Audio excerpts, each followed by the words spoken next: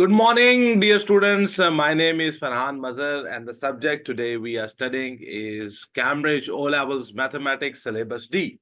We also call this subject D Maths 4024. Today we have set our hearts to solve a paper 2 of this subject. The time allowed for this paper is 2 hours 30 minutes. The paper we have selected is May-June 2023. The number of the paper is 2-1. This paper 2 belongs from the zone 1. The scientific calculator is allowed in this paper. Okay, so here is the paper. May-June 2021 2-1.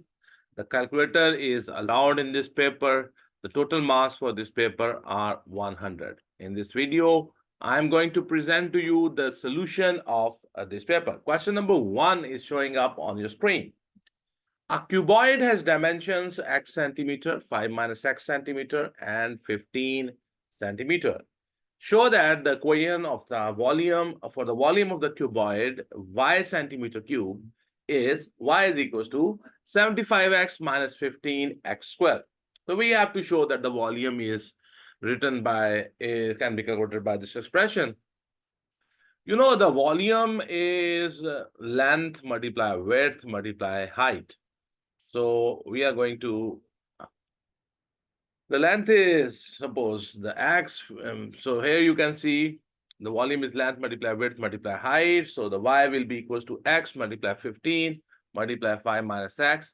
So that will be 75x minus 15x squared. So this is how you will show. You simply have to multiply. This is 15x. When you multiply with the 5, you get 75x. 15x when multiply with the x, you get minus 15x squared. So this is how you show it. Then we have, this is a table.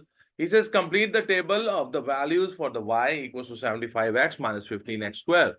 So a table is given. When the x is 2.5, its value is missing. So what I will do in this formula, wherever is the x, I will substitute it with the 2.5.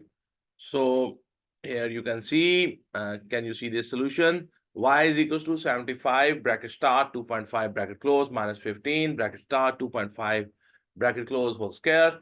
So that will be 93.75. So here I write 93.75. 93.75 is the right answer, sir. This is how we have done this.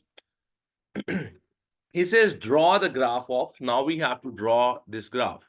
So if you want to draw the graph, so what we will do, we have to plot these points. So 1 comma 60 and 1.5 comma 78.75 and 2 comma 90 and 2.5 comma 93 point something and 3 comma 90 and 3.5 comma 78.75 and 4 comma 60. So what I'm going to do, I'm going to plot these points. So what I will do, I will plot these points and let me show you. Okay. So this is 1 point. At 1, it's 60. At 1.5, it's 78.5 here. And at 2, it is 90. At 2.5, it's 93.75. At 3, it is 90. At 3.5, it is 78.75. At 4, it is 60. Then I will join them with a smooth curve. Then I will join them with a smooth curve. So this is how you will do this part. It's a 3 marks part. Hopefully you understand. This is its marking scheme. This is how it is done. Okay. Then he says, so here we have. The diagram shows a pyramid with a square base of the side length 9 centimeter. And okay. And so the base of this pyramid is a square, which means all the sides are equal.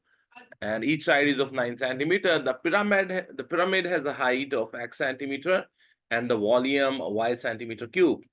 Show that the equation for the volume of the pyramid is y is equals to 27x. You know, the pyramid, the volume of the pyramid is 1/3 area of the base into the height of the pyramid. So very easily we can find this. So 1 by 3, the base is 9 multiplied 9, and the height here is x. So 1 by 3 into 9 into 9 into x. So it will be 81 divided by 3, and that will be 27, 27x. So the volume will be 27x, the volume of the pyramid. This is how you will show it. So this is the marking scheme showing up. This is my solution. Okay, question number 1D and its second part is a 3 mark. By drawing a suitable straight line on the grid on the page number 2, find the height of the pyramid when the pyramid and the cuboid have the same volume. Okay, so for this, y, the volume, is equals to 27x. So I will make a table for this. I will substitute some values of the x, and x is equals to 0, x is equals to 1, x is equals to 2, x is equals to 3. So you just substitute these values in that equation. Y is equal to 27x. You will get the values of the y. So at 0, you will get 0. At 1, you get 27. At 2, you get 54. At 3, you get 81. So 0 is not in that graph. So I will plot these points 1, 27. 1, 27. I put this dot. Then we have 2, 54. At 2, you have 54. I put this dot. At 3, you have 81. At 3, you have 81. I put this dot. Then I will join them with a straight line. You can see this line. This is representing the volume of that pyramid. Now, their question was, okay, so we have to find out the height of the pyramid when the pyramid and the cuboid have the same volume.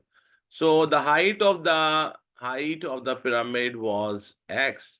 So where they intersected at this point, the volume of both of them, and that cuboid and this pyramid, they have the same volume at this point.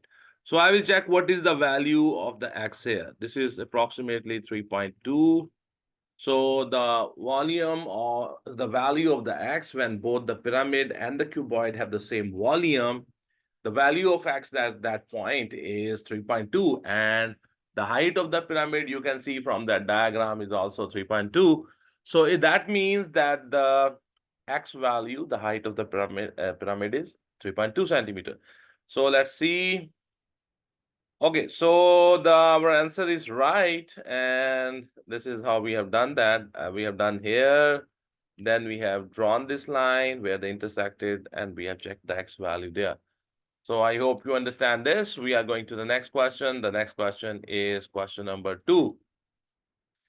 A part. Philomena starts work at 10:45 a.m. on Monday. She finishes work 2 hours, 50 minutes later. Find the time she finishes work on Monday. So her starting time is given, that's 10:45 a.m. and she works for 2 hours and 50 minutes. So you simply add both these times, you will get the time when she is finished. Okay, so let me show you. Okay, so here we go. So she started working at 10:45 and 2 hours and 50 minutes she worked. So we will add them, and 45 plus 50, and that will be 95 minutes, and 10 plus 2 hours, that will be 12 hours. And so you can see that it will be 1295. So the 95 minutes do not exist. So from 95 minutes, we will take 60 minutes and we will put them in hours. And in hours, it will be 1 hour. So now 13 hours, and how many minutes are left? 35. So 13:35. So her work will be finished at 13:35. So hopefully you understand. So let's check. 13:35 is the right answer, sir. This is how we have done question number 2, A part. Question number 2, B part. Xavier works for 5 days each week. He works for 4.5 hours on each of the 5 days. First part is each week he earns $261. Calculate the hourly rate he is paid for. So very simple. Suppose that the hourly rate is X. So the total hours they have worked on one day, he works 4 hours, 4.5 hours. So and then 5 days of a week they work. So let's say that the X is the money he gets for 1 hour. So X multiply 4.5 multiply 5, and that is equals to 261. So it is X multiply 9 by 2 multiply 5 equals to 261. So the X will be equals to 2 multiply 261 divided by 45. And that will be $11.6. So she is basically being paid for 1 hour $11.6, and our answer is right. So this is the solution. Okay, question number 2B, second part. One day, the length of time Xavier works decreases by 20%. Calculate the length of the time he works that day. Give your answer in hours and minutes. So basically, every day they were working 4 hours and 4.5 hours, 4 hours, 30 minutes. And now the time has decreased by 20%. So let me show you how I have done this. And okay, now from 4.5 hour minus 20% of 4.5 hour. So it's 9 by 2 minus 20 by 100 multiply 9 by 2. So this is 9 by 2 minus 9 by 10. So it is 18 by 5. And so this is 3 whole 3 by 5 hours. So 3 by 5 hours means 3 hours, and 3 by 5 multiplied with the 60, so you can get its minutes. So you will get 3 hours and 36 minutes. So you see, this portion I will multiply it with the 60 to convert into minutes. These are complete hours. 3 are the complete hours. 3 by 5 multiply 60 and you will get 36. So 3 hours and 36 minutes. So they worked 3 hours and 36 minutes. So the marking scheme is showing up on your screen. This is how we have done. I hope you understand this. Okay, so we are question number 2, and it's a C part. He says in 2021, Miguel's income was $32,000. In 2022, his income increased to $33,408. Calculate the percentage increase in his income from 2021 to 2022. So if you want to find out the increase in the income, percentage increase is simply increase divided by the old value multiply 100. So old value is 32,000. The increase is 33,408 minus 32,000 divided by 32,000 multiply 100. So when you will enter these values in your calculator, you will get 4.4. So 4.4% is the answer, sir. 4.4% is the answer. 4.4% is the right answer, sir. Hopefully you remember this formula. Okay, question number 2, and it's a D part. It's a 2 marks question. He says Miguel invests X dollars in an account paying simple interest at a rate of 1.2% per year. At the end of 5 years, he has $890.96 in the account. Calculate the value of the X. The principal amount that the money they invested is questioned here. That is supposed to with the that is represented with the X. The rate is 1.2% per year and it's simple interest. The time is 3 years and the amount at the end is $890.96. So we have to calculate the value of the X. Okay. In the case of the simple interest, the amount is equal to the principal plus the interest. So we know that the principal is supposed by the X, the amount is 890.96, the rate is 1.2, the time is 3. So simply put the values 890.96 is equals to X, then we have plus, then we have X multiply 1.2 multiply 3 divided by 100. So it will be when you take the LCM on the right side. So LCM will be 100. So you will have 890.96 equals to 100 x plus 3.6x and the whole thing divided by 100. So 890.96 is equals to 103.96 divided by 100. So the x will be equals to 100 multiply 890.96 divided by 103.6. So when you enter this value in your calculator, you will get 860. So $860 is the right answer, sir. So this is how this question is solved. Hopefully, you know simple interest. So $860 is the right answer, sir. This is how D part is solved. Okay, so here we go, question number 3, and it's A part. Here we have two parallel lines, the PQ and the RS. Here we have a transverse line. The name of the line is D and AD. And at point B and C, it cuts the parallel lines. The CE and the BE line, they are equal in length. And so this triangle BCE is an isosceles triangle. The reason is the two sides are equal. So he says the PQ is parallel to RS and the ABCD is a straight line. BE and the CE are equal to each other and the ABE angle is 110. Calculate the ECQ. Basically, they are asking you to find out this angle, the ECQ angle. Okay, so very simple. It's a straight line. This is 110. So this will be how much? You know, the sum of the adjacent angles on a straight line is 180. So the angle EBC plus 110 will be equals to 180. So from there, I can find, okay, so the CBE angle will be 180 minus 110, and that is equals to 70, because the sum of the angles on a straight line.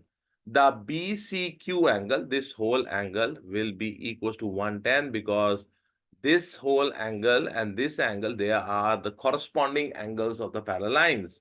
Then, because this is an iso triangle, so if this angle is 70, this angle, whose name is BCE, and that is also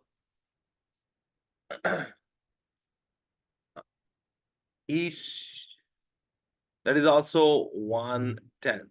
Okay, the BCQ angle, this whole angle is 110. The reason is corresponding angles of the parallel lines.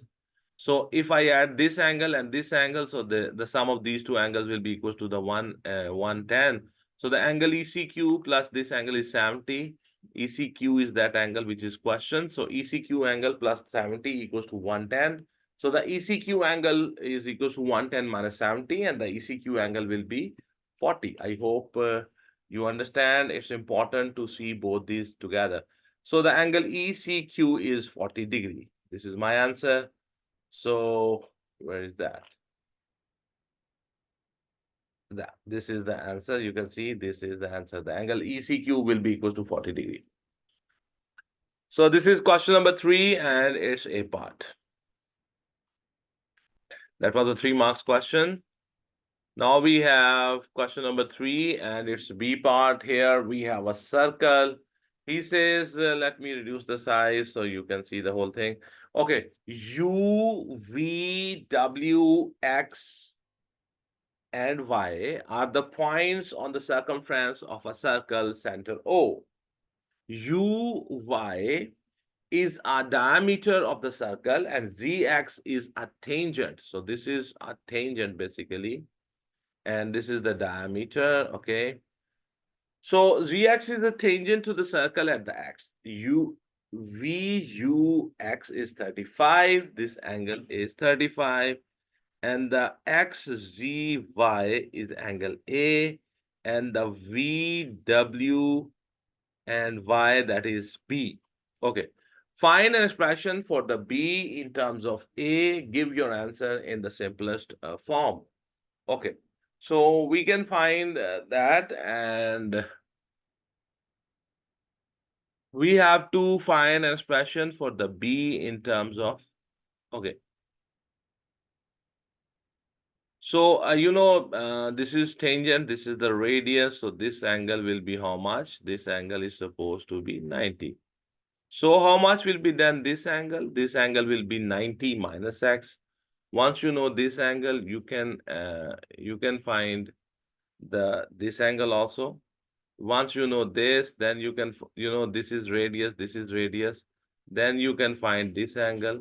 Both these angles will be equal to each other, because this is an isotriangle, this is radius, this is radius.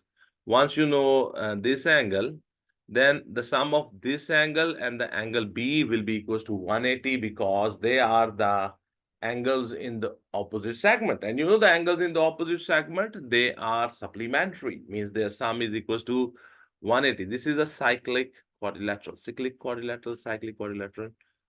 Okay, so let me show you. You see, if this is 90 because the tangent and the radius, they are perpendicular to each other. So if I know this angle and this angle, then I can find this angle. This angle will be 90 minus A. And this point X and Y, they come to the center here, and this point X and Y, they come to the circumference here. So the angle at the center is 2 times angle at the circumference. So if this is 90 minus A, then this angle will be half of that angle at the center.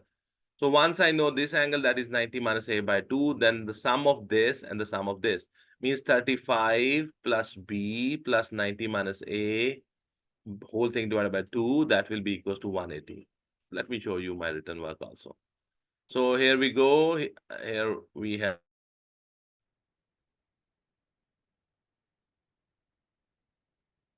Sorry for the internet interruption. This happens frequently here. So angle XOZ will be equals to 180 minus 90 minus A. So they are talking about XOZ. So this angle will be equals to 90 minus A. Then the angle XUY, we are talking about this angle, XUY will be half of this angle.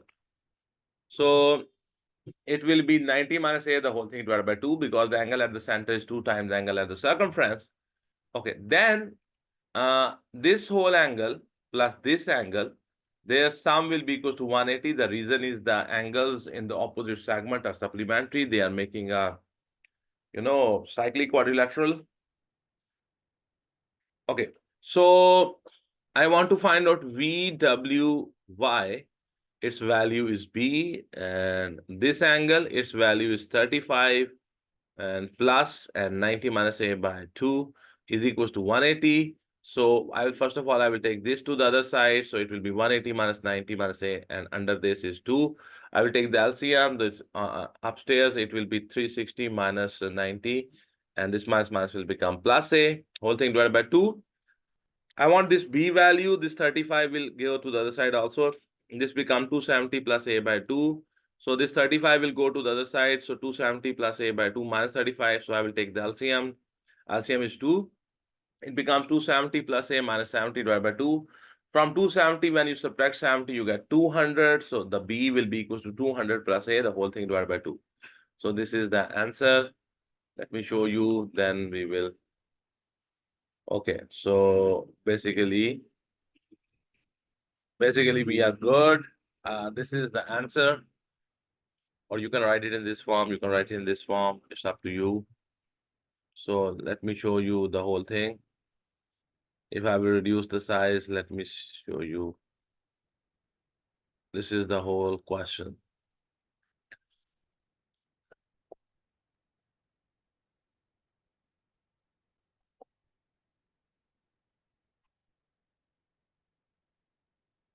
This is the diagram. And this is the solution. Okay, so we are going to the next question, and the next question coming up on your screen is question number 4. He says the cumulative frequency diagram shows the amount of fuel, F liters, bought by 100 customers at a service station one day. So here on the x-axis, I have the fuel in liters. This is going from 10, 20 up to 80 liters. And here we have the number of the customers. So 100 customers here. So it's a cumulative frequency curve and cumulative frequency diagram, you can say.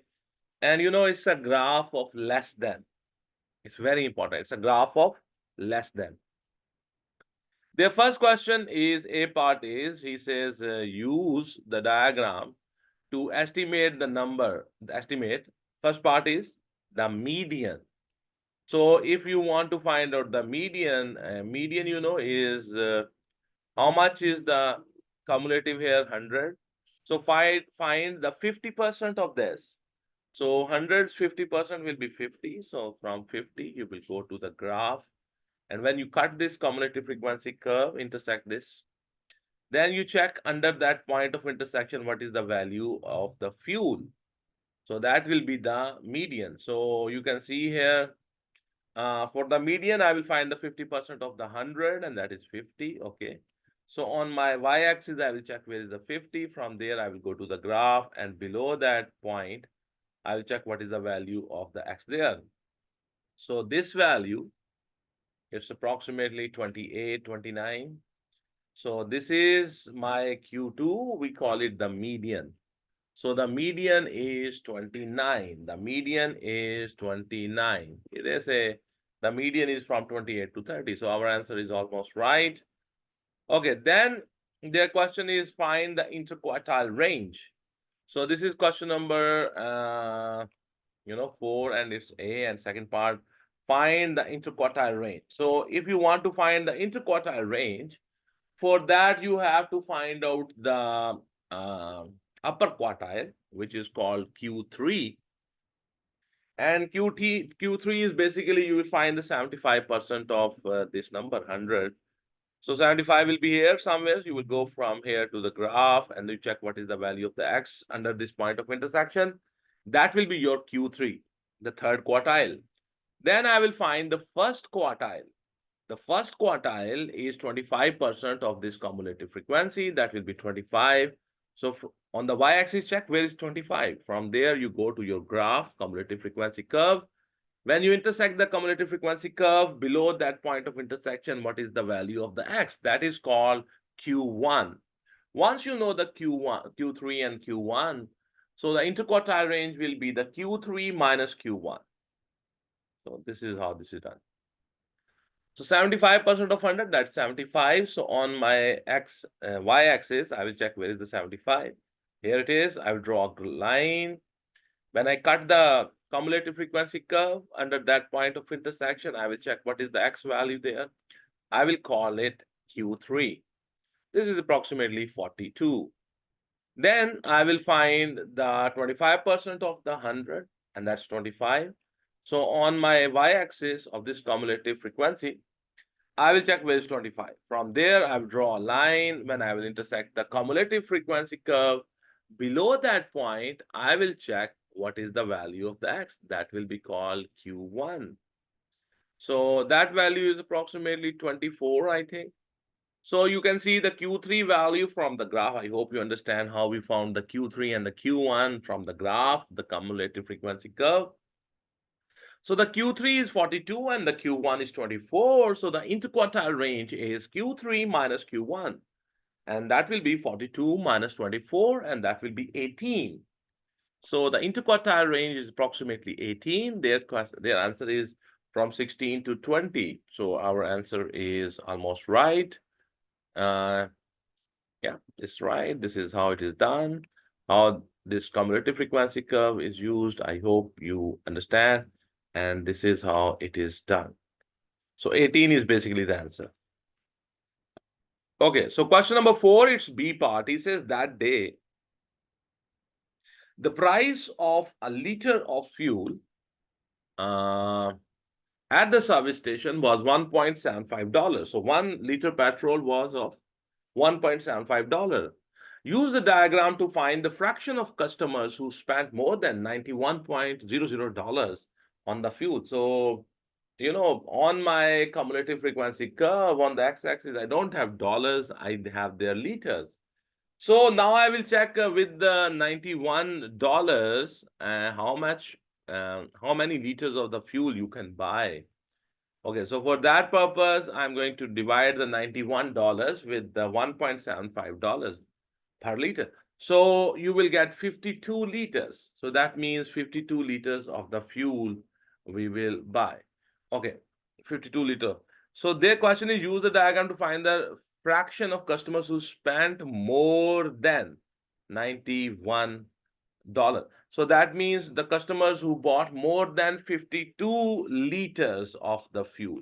Okay, so from 52, I will go up to here. Here we have liters. This is 52. From 52, I will draw a vertical line.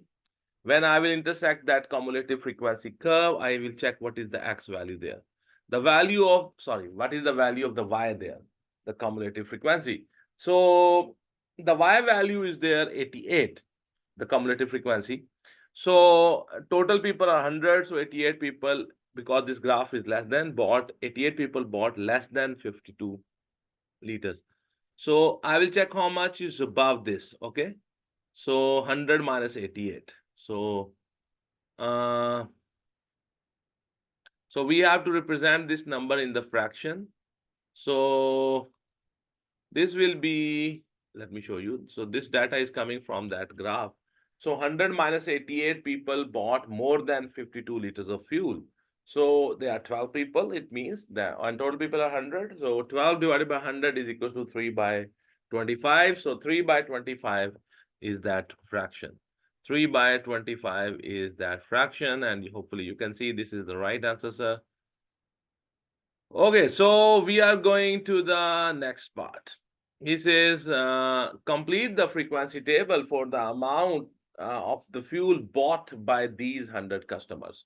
So we have to complete that frequency table, and it's very simple. You check the cumulative frequency of these two boundaries and you subtract them from each other. What I'm saying, check what is the cumulative frequency at 40, what is the cumulative frequency at 30. These are the values of the fuel, and whatever is their cumulative frequencies, just simply subtract them. You will get the frequency for this class. So I have done this. For 50, the cumulative frequency is 86, and for 40, the cumulative frequency is 78. I'm telling you from this graph, okay? Or you can use this table. The table is not given. From this graph, I am telling you these values, okay? So if you have a hard copy of this paper, you can also check. I'm checking from here, then I go up and then check the cumulative frequency for each class, okay? So here I have shown my working also. At 50, the cumulative frequency is 86. At 40, the cumulative frequency is 78. You subtract them, you get 14. So the frequency for this class is 14. For 60 liters, the cumulative frequency is 94. For 50 liters, it is 86. 94 minus 86, the 8. So the frequency for this class is 8. For 70, the cumulative frequency is 98. For 60, the cumulative frequency is 94. You subtract them, you get 4. So the frequency for this class is 4. Then I check what is the cumulative frequency for 80, that is 100, and cumulative frequency for 70. I'm telling you these values from that graph. So that is 98. So subtract them, you get 2. So the frequency for this class is 2. A very famous question. I hope you understand how we have done this. How to find the frequency for for these classes from the given cumulative frequency curve. I hope you understand this trick. So 14, 8, 4, and 2. 14, 8, 4, and 2. Our answer is right, and this is our solution. And these numbers came basically from this graph. So this is how it is done, and we are done with the question number 4. Okay, here we have, he says, question number 5, A part, he says the universal set is 1, 2, 3, 4, 5, 6, 7, 8, 9, 10, 11, 12. He says P is X such that X is a multiple of 3. So in the P, we have multiples of 3. Multiples of 3 means that the table of 3. So you will have 3, you will have 6, you will have 9, you will have 12. The set Q is X such that X is an odd number. So if the X is an odd number, then the values of the members of the X will be 1, 3, 5, 7, 9, 11. Then R set is X such that X is a factor of 24. Factors of 24 are 1, 2, 3, 4, 6, 8, and 12. So then he says complete the Venn diagram. Okay. So the portion which is common to all of them, you can see the 3 is common to all of them. So I will write here where the 3 circles P, Q, and R are overlapping. You see the 10 is not a part of any of them. So the 10 will come here. So the common between the P and the Q are 3 and 9. So 3 is already here. So 9 will come here. The common between the P and the R are, I think, 12 and 6 and 3. 3 is already there. So I write 6 and 12 here. Common between the Q and the R is 1 and 3. 3 is already there. So I write 1 here. The rest of the members, there is no other member left for the P. For Q, 5 and 7 and 11 is left, so I write them here.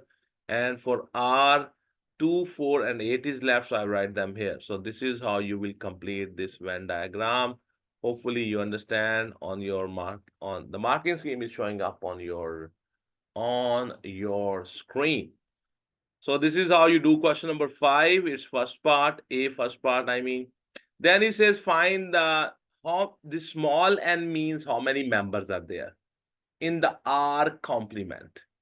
So R complement basically means members other than this R circle. R complement means member other than this R. So what are those numbers? Those numbers are 5, 7, 9, 10, and 11. So how many members are there? 5, 7, 9, 10, and 11. So they are basically 1, 2, 3, 4, and 5. So basically they are how many members? 5 members. So this is 5 members. So I hope you understand. And by mistake, I wrote here 4. Okay. So then their question is list the elements of the P union R intersection Q. So P union R means P and R both, and their common portion with the Q. Their common portion with the Q is this. That's 9, 3, and 1. 1, 3, and 9. So their question was to list them. So we have listed them. I hope you understand. 1, 3, and 9 is the right answer, sir. 1, 3, and 9.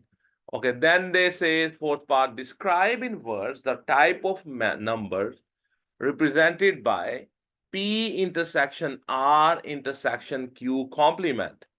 So P intersection R intersection Q complement.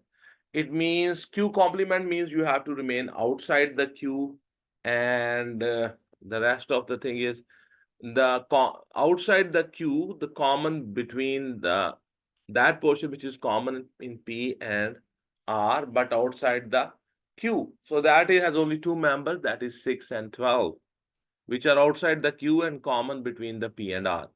And so 6 and 12, these are the 2 members. And if you look at them carefully, these are the multiples of 6. So these are the multiples of 6. I hope you understand question number 5. Then he says a number m is chosen at random from the elements of the R. So we are basically picking from the elements of the R. How many they are? 1, 2, 3, 4, 5, 6, 7. Okay, so find the probability that m is a multiple of 3. Out of these 7, how many are the multiples of 3? Who come in the table of 3? That 3, 6, and 12. So basically they are 3. 3 out of 7. So 3 out of 7. So basically this is how it is done. 3 by 7 is the right answer, sir. Okay. Then we have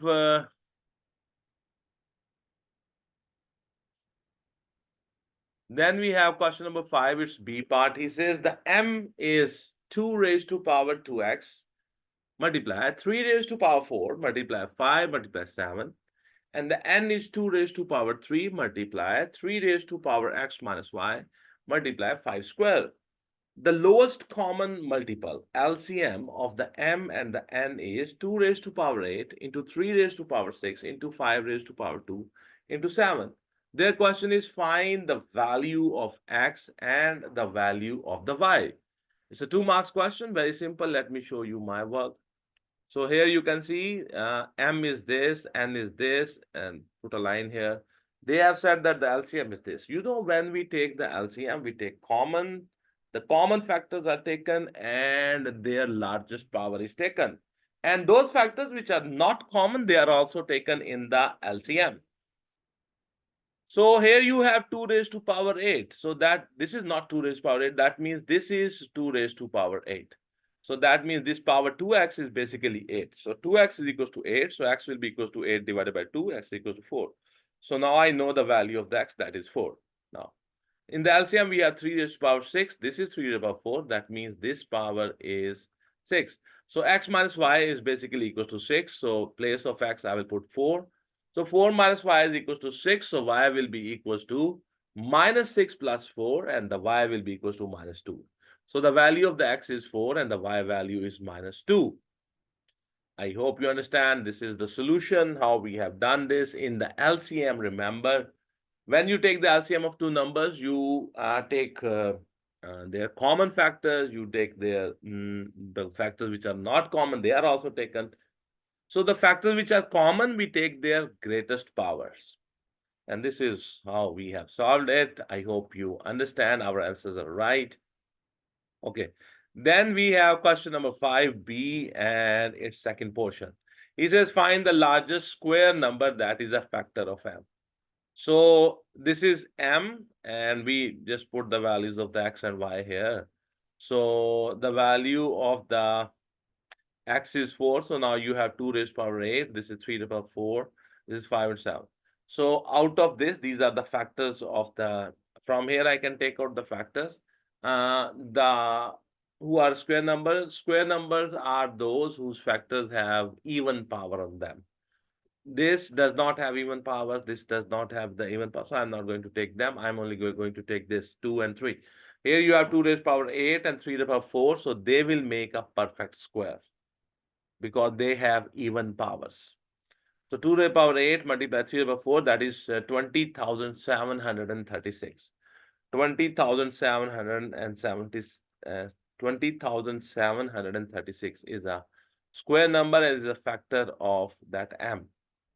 Okay, then we have, he says, third part, find the highest common factor of the m and n. Give your answer as a product of its prime factors. So now we have to find out the highest common factor. Remember, whenever you find the highest common factor, we write only those factors which are common in both of them. And we take the smallest power of the common factor. So 2 is common. Okay, so the smallest power will be taken, 2 to the power 3. 3 is also common, so the smallest power will be taken, so 3 to the power 4. 5 is also common, but the smallest power, 5 raised to the power 1. So this is 2 raised to the power 3 multiplied 3 raised to the power 4 multiplied 5. This is how you find the HCF, highest common and factor. 2 raised to power 3 multiplied 3 to the power 4 multiplied 5, and our answer is right. This is how this is done. Let me show you this whole thing. So it's a bit of question. Yeah, it's a little. Okay, so we are going to the next question, and that next question is question number 6. He says, simplify. So we have 3u minus 6w minus 5u plus 9w. So the w term, the terms which have w, they can be added, subtracted in that term which has w, and the terms which have u, they can be added and subtracted in the terms which have u. And you know, whenever the addition or the subtraction of that variables is done, basically their coefficients are added, their coefficients are subtracted. So let me show you the solution. Here we go. So you will have 3u minus 6w minus 5u plus 9w. So 9w minus 6w, you will have 3w minus 5u plus 3u, and you will left with the minus 2u. So 3w minus 2u.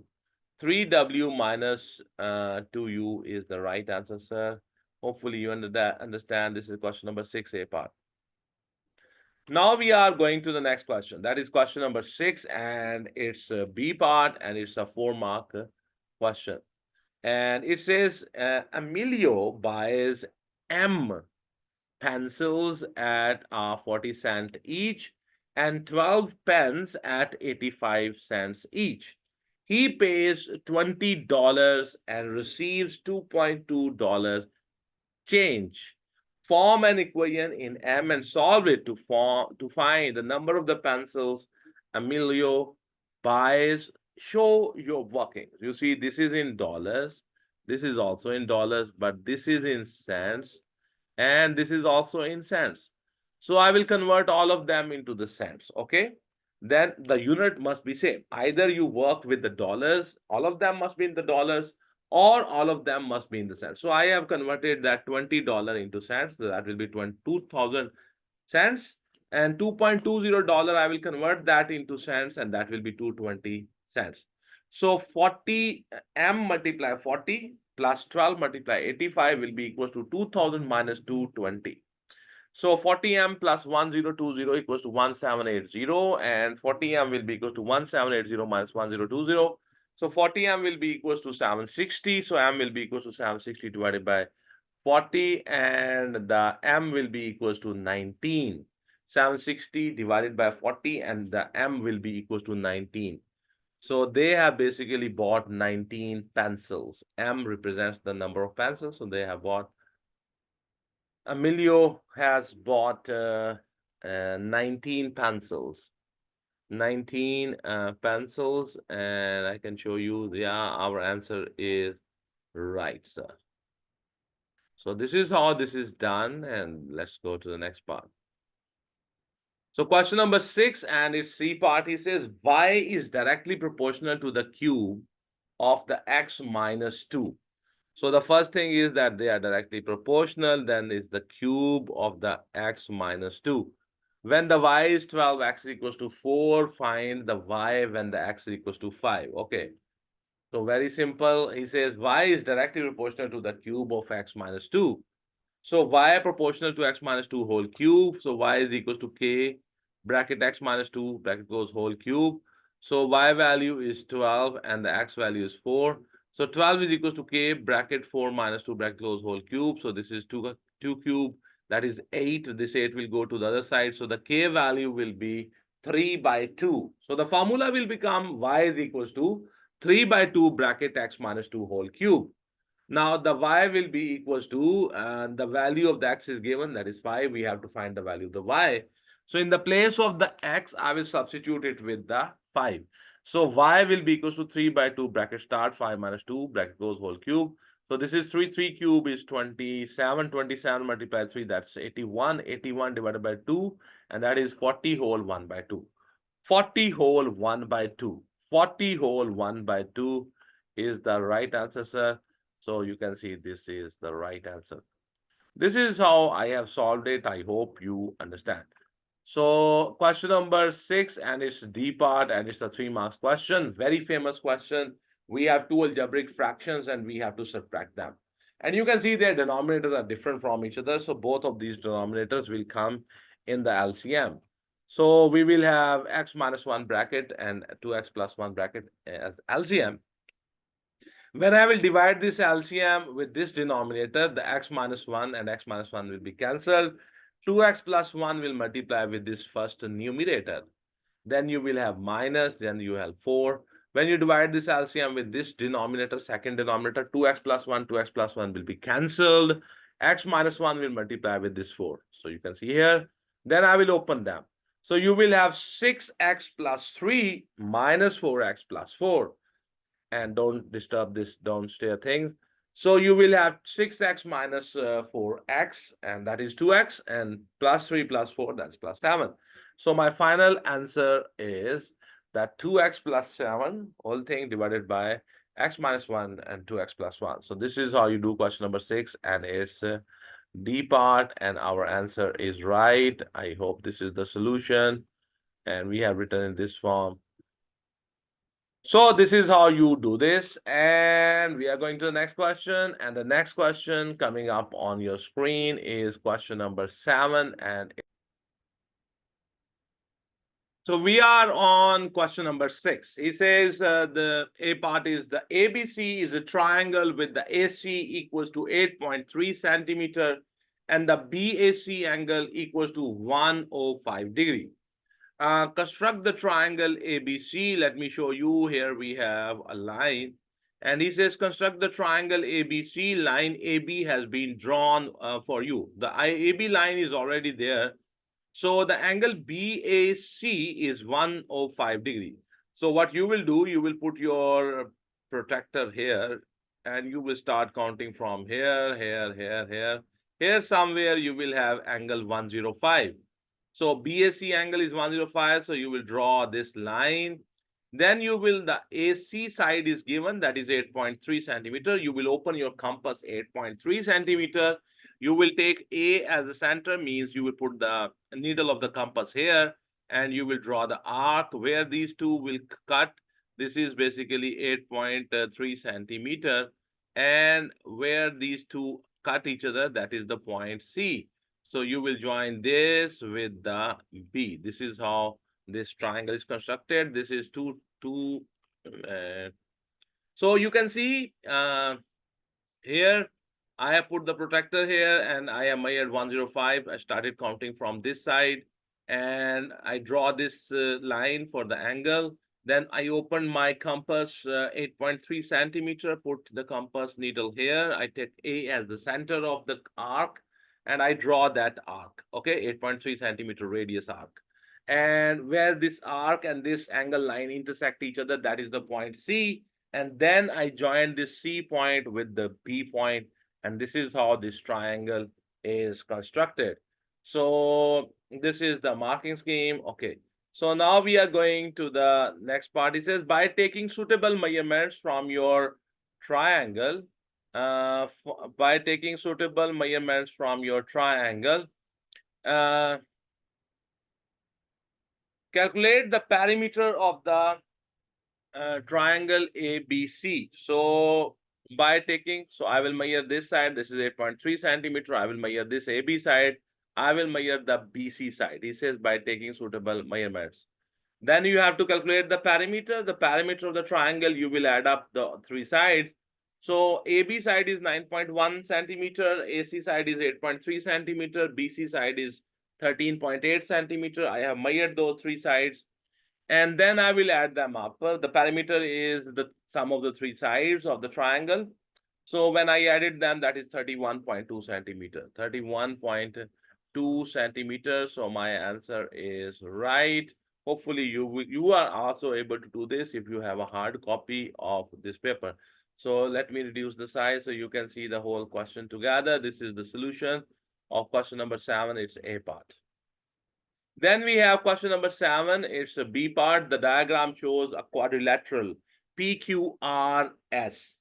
And he says that the SQ side is 15 and the angle at the SPQ is 67, the angle PQS is 74.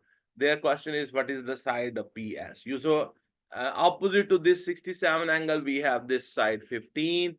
Opposite to the 74 degrees angle, the PS is the side, which is the question. So I'm going to use the law of sine, the sine rule. And remember, the sine rule says PS divided by the sine 74 is equals to 15 divided by the sine 67. This is the sine rule. So the PS will be equals to 15 multiplied sine 74 divided by the sine 67. Your calculator must be set in degrees. So 15 multiplied sine 74 divided by the sine 67, that will be 15.7. So our answer is 15.7, which is the right answer, sir. So then we have, this is my solution, you can see. Okay, then their question is the angle PSR is 96. The angle PSR, this whole angle is how much? 96 degrees. And the area of the triangle PQRS, the area of this triangle QRS, the area of this triangle is 63 degrees. Show that the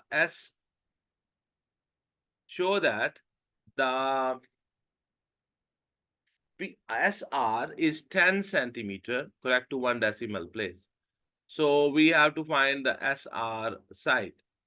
So very simple. I know this whole angle, then I will find, I can calculate how much is this angle, because in this triangle PQS, I know these two angles. So from 180, I subtract 74 and 67, I will get this angle.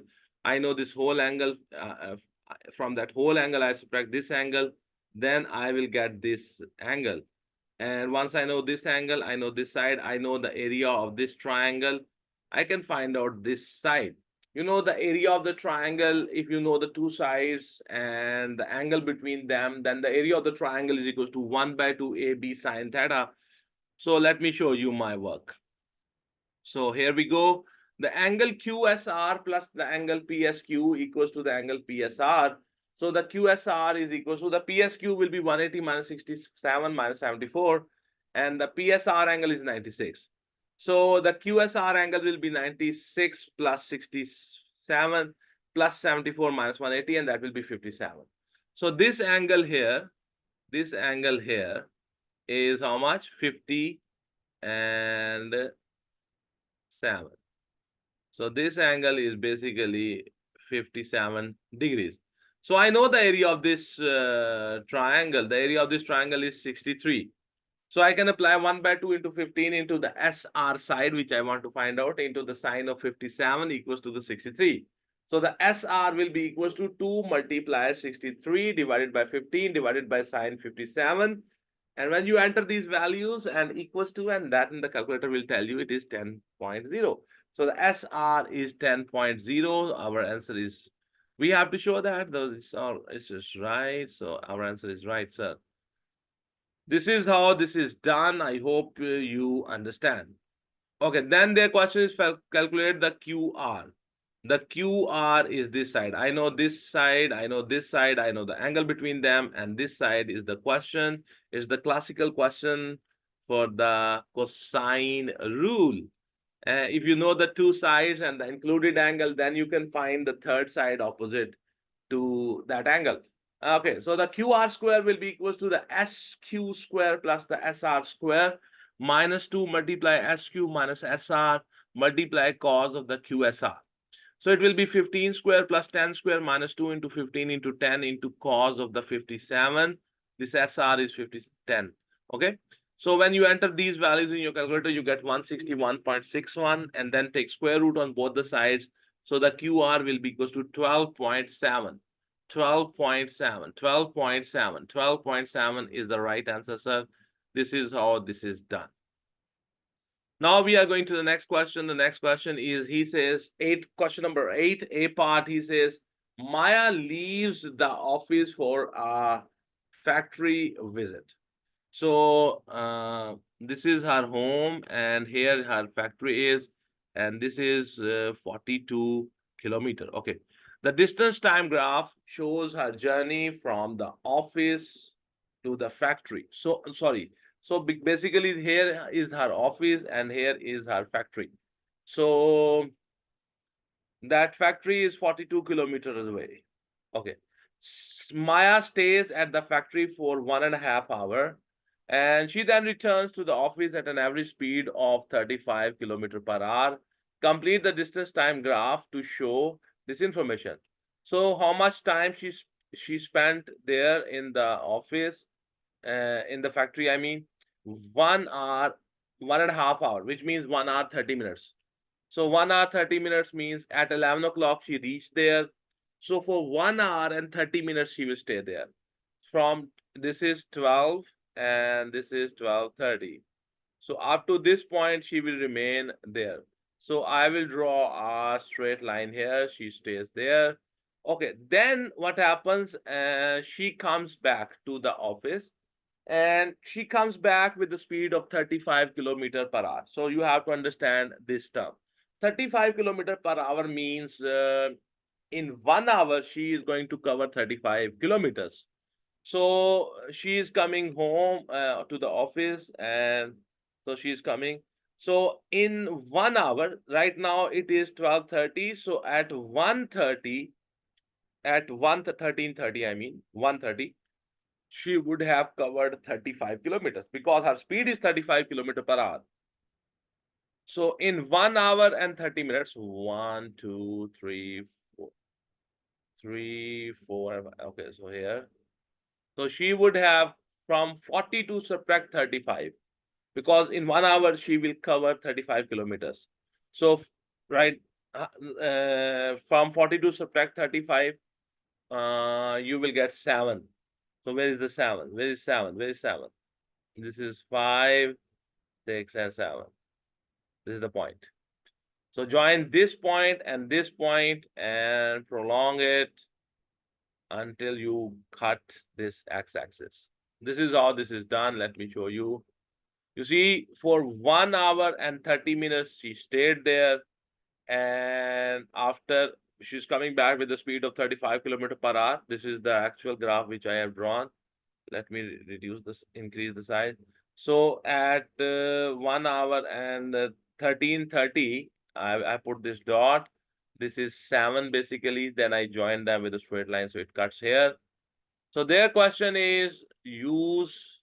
We have completed this, a 2 marks question, and let me show you. We have done this. Okay, we are good. Then their question is use your graph to find the time Maya arrives back at the office. So she is back at this time.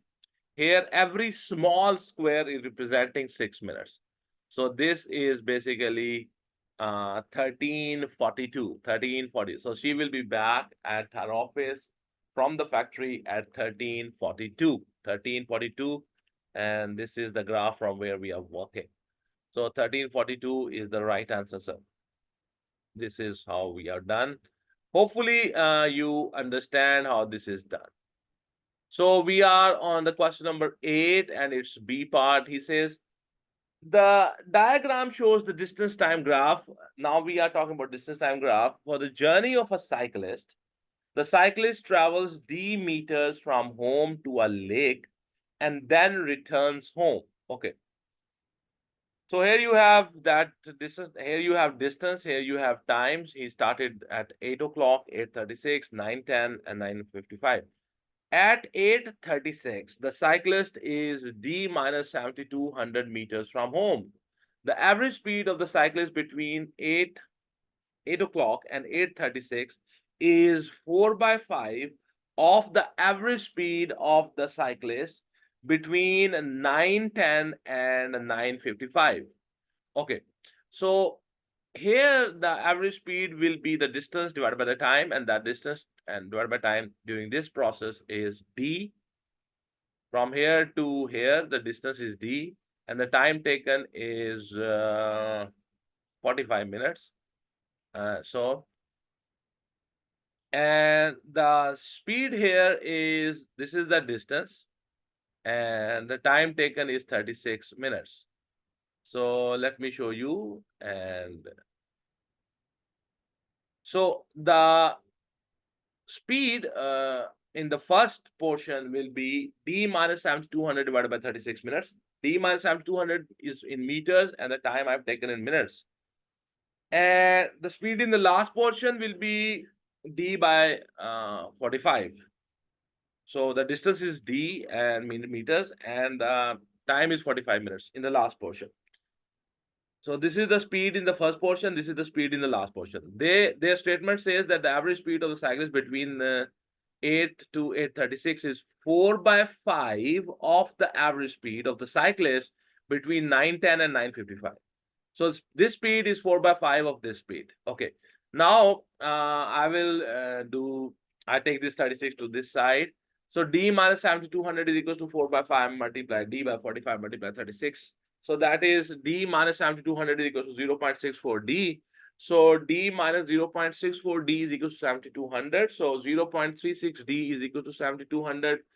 And d will be equals to 7,200 divided by 0.36, and the d will be 20,000 meters. 20,000 meters. 20,000 meter is the answer, sir. You can see this marking scheme. Our answer is right, and I hope you can see this whole question. This is the solution. It's a little tricky question, and we are done with this B part, and this was of 3 marks. Okay, now we are on the question number 9, and he says the Bukhari family and the Garcia family are going on holiday. In the Bukhari family, there are 2 adults and 3 children. In the Garcia family, there are 4 adults and 1 child. Complete the matrix M to represent this information. So in the Bukhari family, there are 2 adults and 3 children. And in the Garcia family, you have 4 adults and 1 child. So this is a very simple, straightforward question number 9, and it's a part. And I hope you understand this. Okay, so 2, 3, 4, 1, 2, 3, and 4, 1. 2, 3, 4, 1 is the right answer, sir. Question number 9, A part. Okay, now we are going to question number 9, is B part. He says the cost of a flight for each adult is X dollars and the cost of flight for each child is Y dollars. The matrix N, which is X, Y, shows this information. The matrix P is equals to M multiply N is 525 and 575. Its A part is, and it's a 5 marks question. We have to find out the value of the X and the Y. The question, use an algebraic method to find the value of X and the value of Y. Show your working. Okay, so we will put the value of the M and the N there.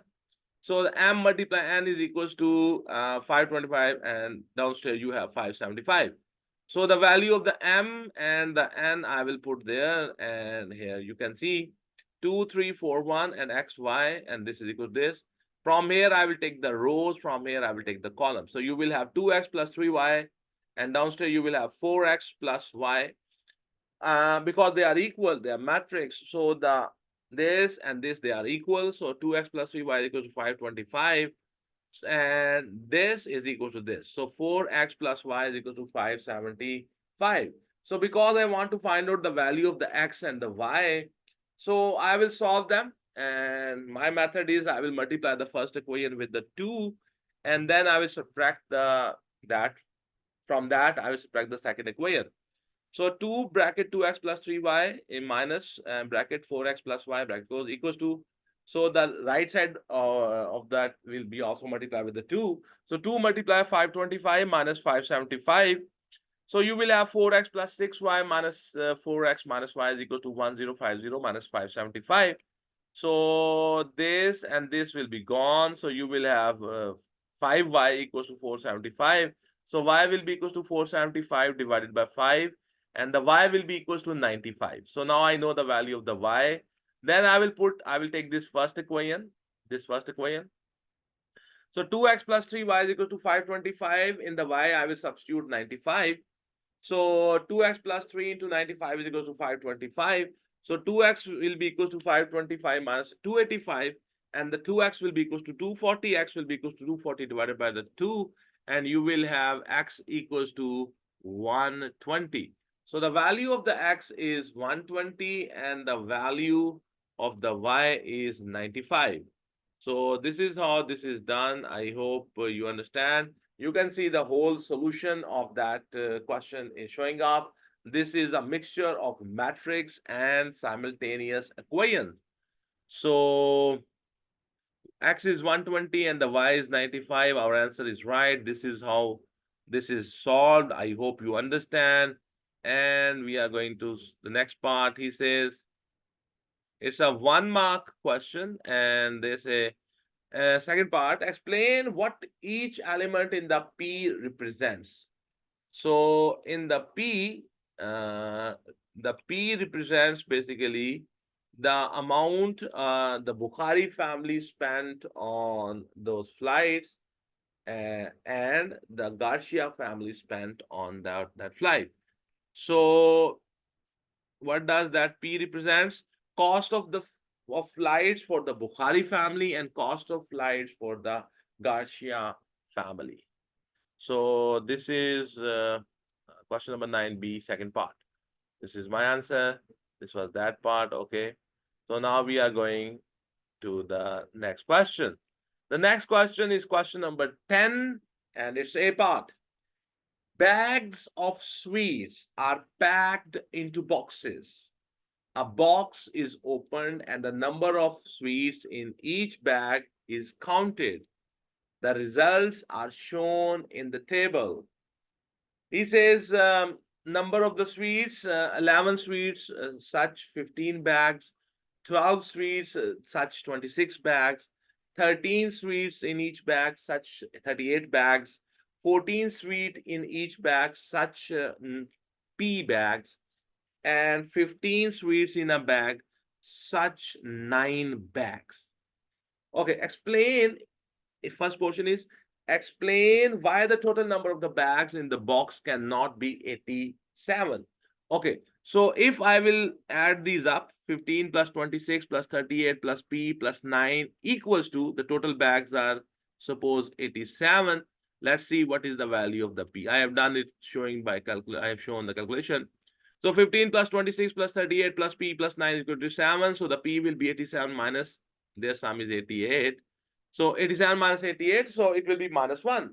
So the P value is negative. That cannot be possible. The P value cannot be negative. It is the number of bags. It cannot be negative.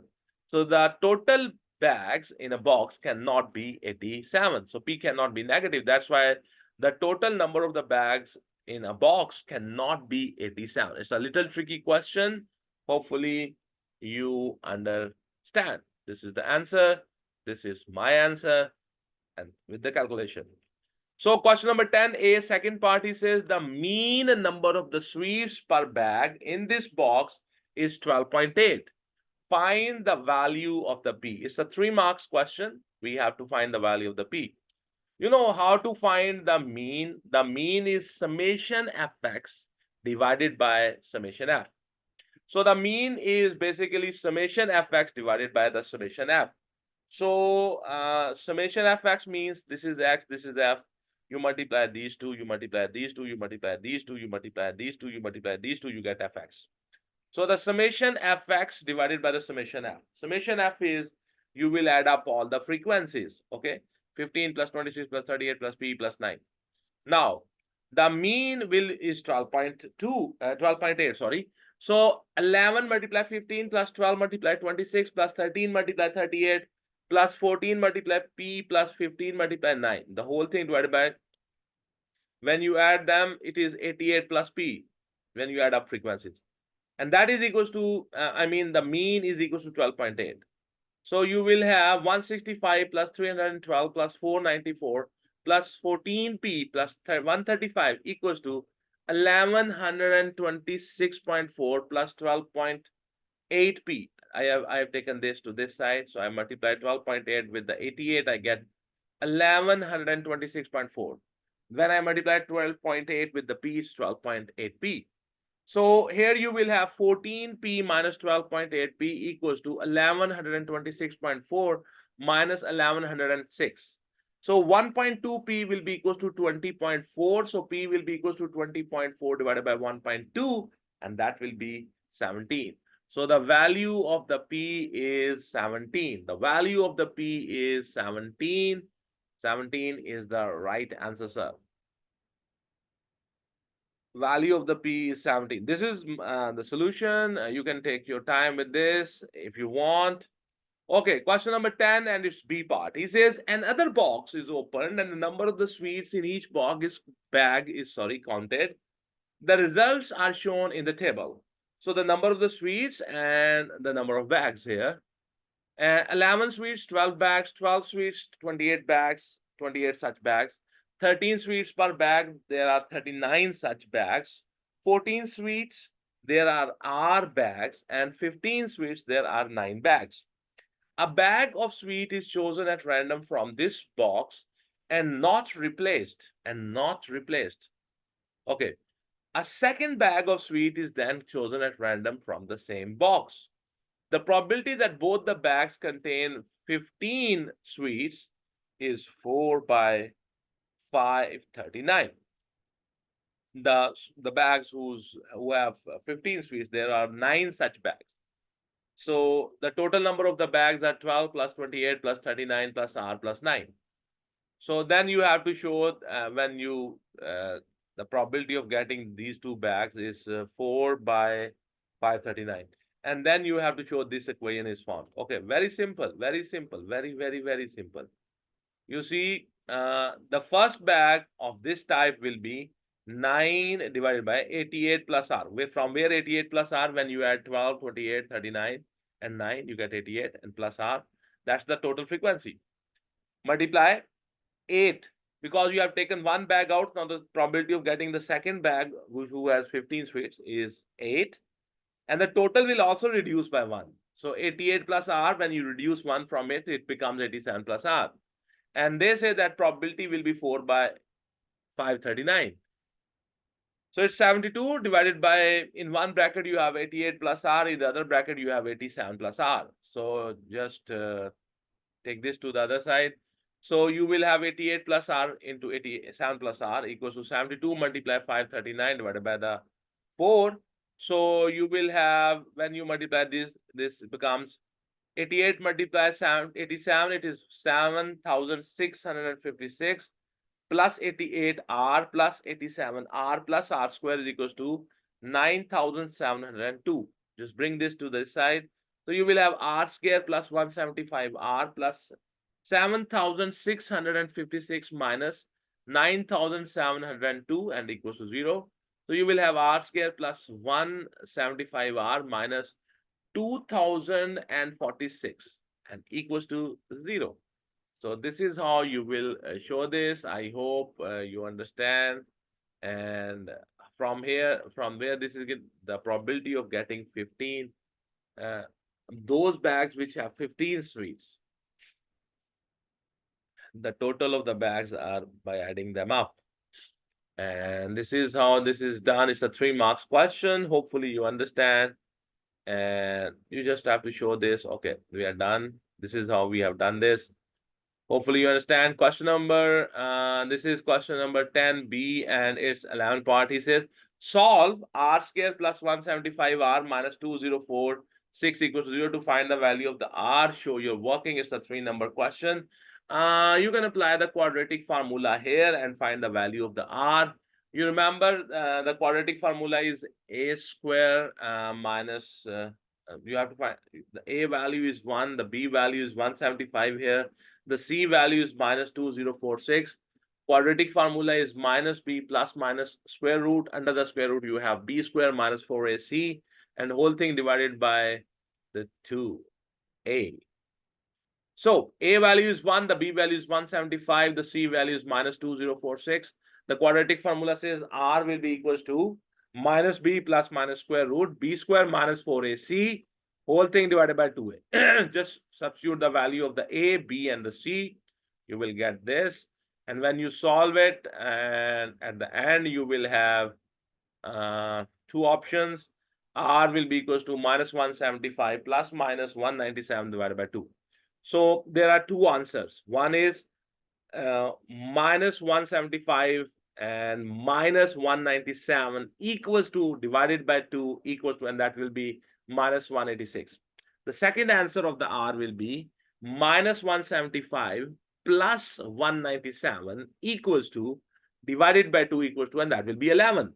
So the right answer for the R will be this positive value, and that is 11.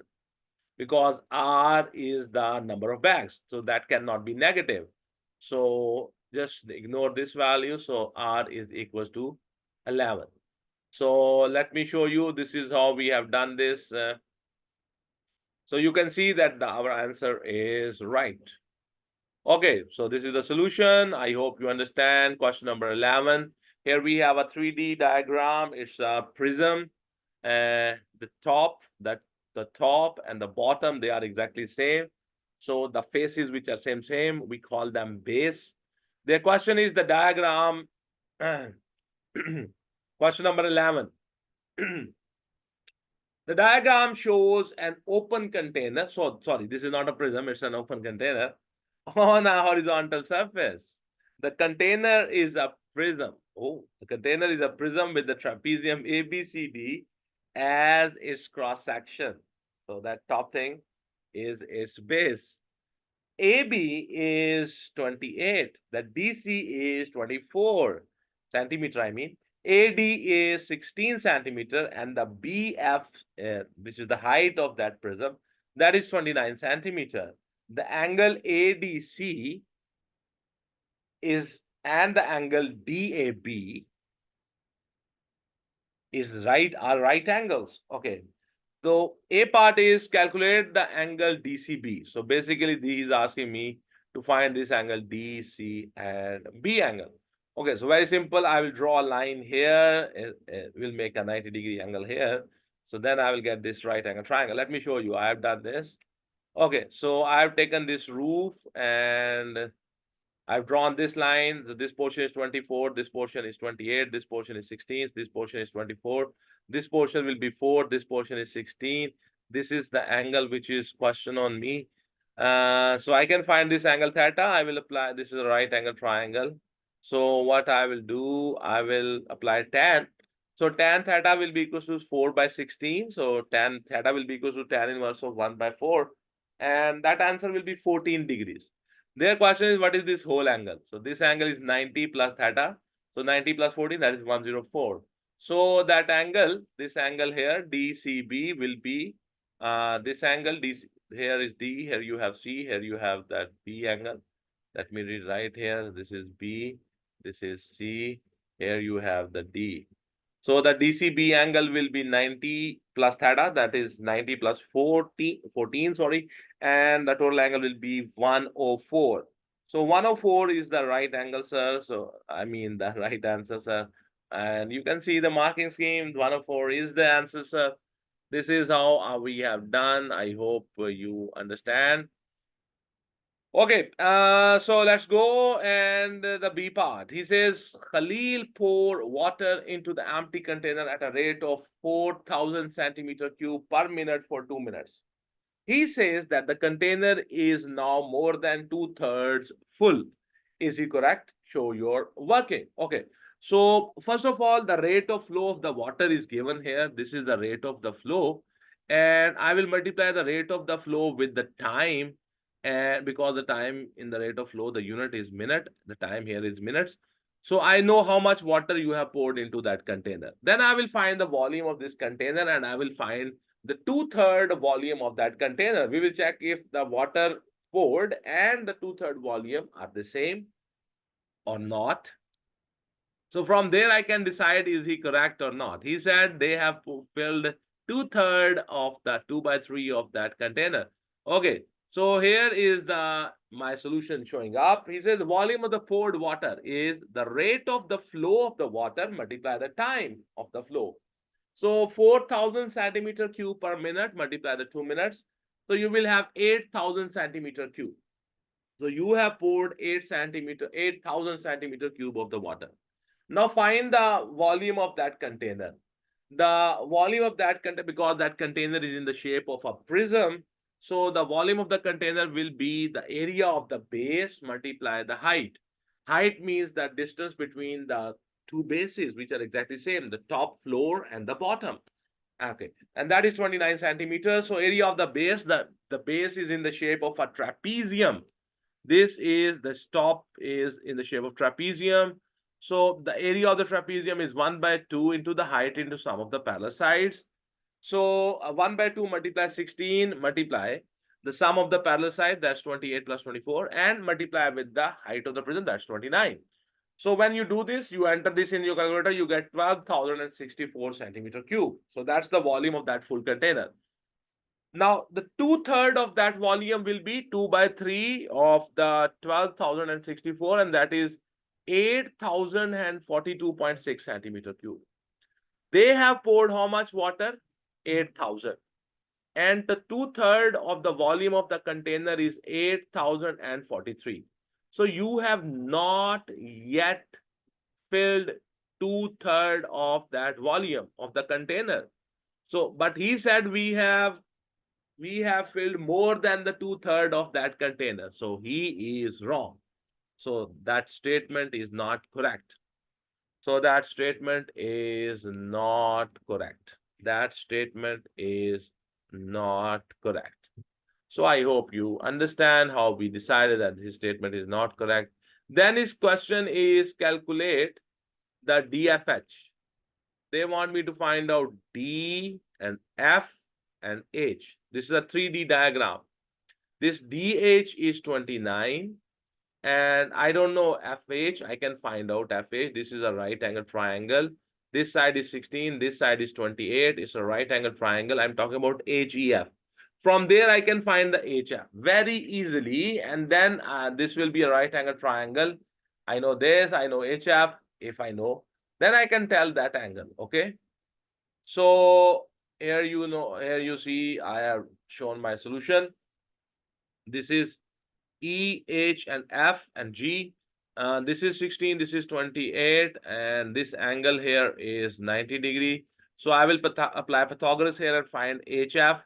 So HF square is equal to 16 square plus 28 square, and that will be HF value will be 32.25. Once I know the HF value, then this is that triangle D, H, and F. This is a 3D diagram which we are trying to solve. So the D and H, that's 29, and this HF we just calculated is 32.25. And their question is how much is this angle? So if I want to find out this angle, I will apply tan DFH is equals to the perpendicular by base. That's 29 by 32.25. So the DFH will be equals to the tan inverse of, when you divide that, you get 0.89922. So tan inverse of 0.89922, and that is 41.96 degrees. So 42 degrees, approximately 42 degrees. So DFH angle is 42 degrees. 42 degree is the right answer, sir. Okay, so this is okay. So we are done. So the question is completed. So my dear students, in this video, we have presented you the solution of this paper, May-June 2023 and 2-1 paper. And in this video, I have tried my best to give you the explanations that how these processes, how these calculations, how these numbers, how these diagrams, how we do this. And I have also tried to write the solution best to my abilities, best to my knowledge, best to my understanding. And the only aim is that by sitting at your home, by watching this YouTube video, and without going anywhere, you can solve this paper. And obviously, we cannot replace a face-to-face teacher. But I hope this video will help you. If you have seen this video and this video you think is helpful to you, please like this video, please subscribe to my channel. Please share the link of this video with your class fellows, with your junior students, with your teachers, and with all those people who are involved with the Cambridge O-levels mathematics. And please share the link of this video onto your WhatsApp groups, onto your Facebook accounts, onto your TikToks, onto your Instagrams, onto your wherever, onto your X. You see, all the social media which you use, please share the link of this video onto your social media accounts. Because you see, when you do this, you support my work, and because I need help. So when you support my work by sharing the link of this video onto your social media, this helps me to promote my channel. So I think it's a great blessing for me that I can make these videos which can touch the life of so many students around the globe, make their life, their parents' life, their teachers' life little easier by sitting in their home, by using their cell phone. They can watch the solution of these mathematics papers and physics papers. It's a blessing for me. Thank you very much. Have a good day. God bless you all.